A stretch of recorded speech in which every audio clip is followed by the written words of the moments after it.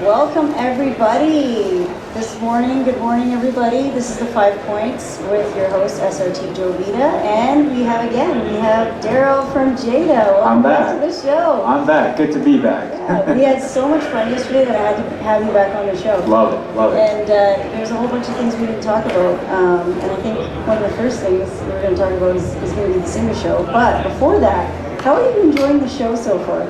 It's been great, honestly.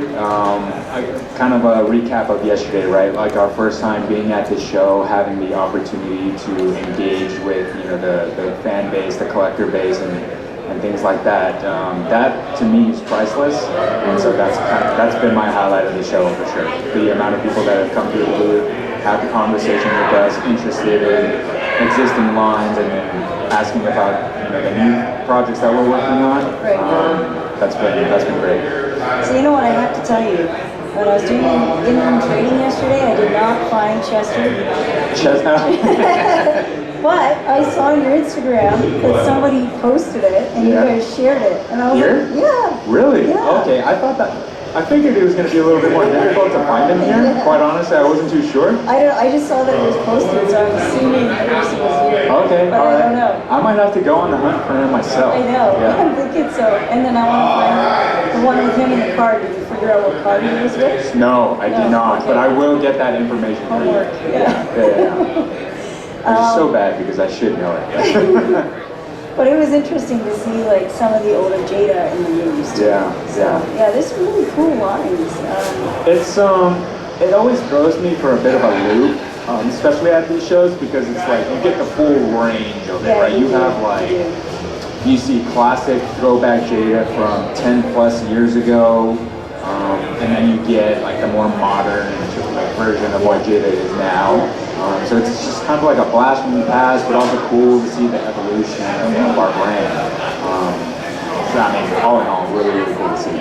Well, we were just looking at RC Basement's RC cars and trucks and lowriders, and we started talking about Jada and RC. Yeah. And you were telling me that there's a 1/10 drift car? Yeah. How did I miss that? We have quite a few RC offerings, actually. Fun fact, we're the #1 in entertainment licensed radio control vehicles. Really? Yeah. Fast and Furious is a big reason why. And then alluding to your point, we have a really, really cool item. It's the 110 Fast and Furious Drift RC. Oh, it's Fast and Furious. Okay, you left that out. Yeah, just saving a little bit of spice for the interview. Okay, that's awesome. It's a 110 scale. And it comes with a pistol grip controller. We say it's like right below hobby grade, still playable for the everyday person that just goes shopping at mass retail. Right. But it's cool because it has a set speed as you're just kind of having a normal play pattern with it. And on the side of the controller, it's got a red turbo button.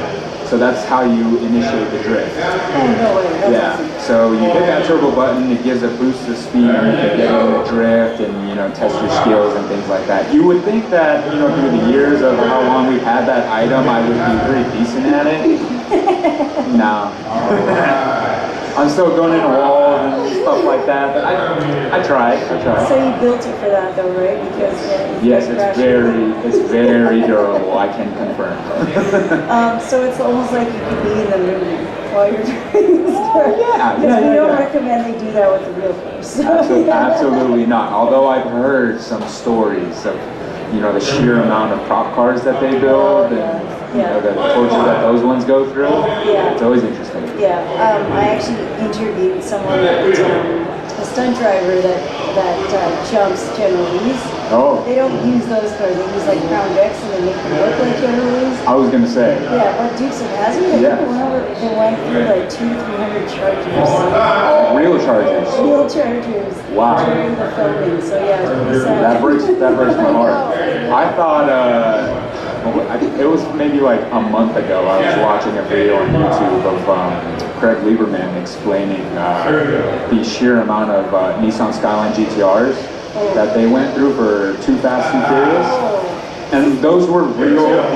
No, those were real GTRs. Wow. And I was like, you think they would just use like a shell or something? Right. And like, wow. Yeah. And I just kind of broke my heart a little bit. Yeah. Because I mean, you look at what they're going for now. Sure. Yeah. as a GTR fan, like we discussed yesterday, that broke my heart a little bit. Well, and then the movie cars, they can't resell them or rebuild them. They have to be crushed. That's what I was doing. Yeah. Most of the time. Right. Although there have been a good amount of people that have been able to get their hands on movie cars. Yeah. So yeah, it's quite interesting actually. Actually, at the same show, they had a couple of Fast and Furious cars. I don't know if they were movie used, but they might have been some actors during the time. So. Yeah. Okay. Yeah. I mean, for us in particular, we have the good fortune to get to work directly with our licensing partners at Universal. Oh, right. And you guys get to go on tours for your events. Yeah. So in very, very rare cases where we do have to connect to somebody that actually owns the movie car. Right. Yeah, if we're not, if we're in a desperate situation, then yes, we're like, all right, maybe can we borrow your car from the event or an appearance or things like that. So. Still pretty cool. It is, and it's always cool to see the reception towards the Jada brand because it's like, oh shoot, Jada reached out to me, it makes sense because they have, my car and whatnot. So it also forms another connection point there between Jada, the fan base, and so it's cool. Well, it was my birthday a couple days ago, so Happy belated. if you could get one of the Fast and Furious cars. Yeah, just let me know. Yeah, let me know.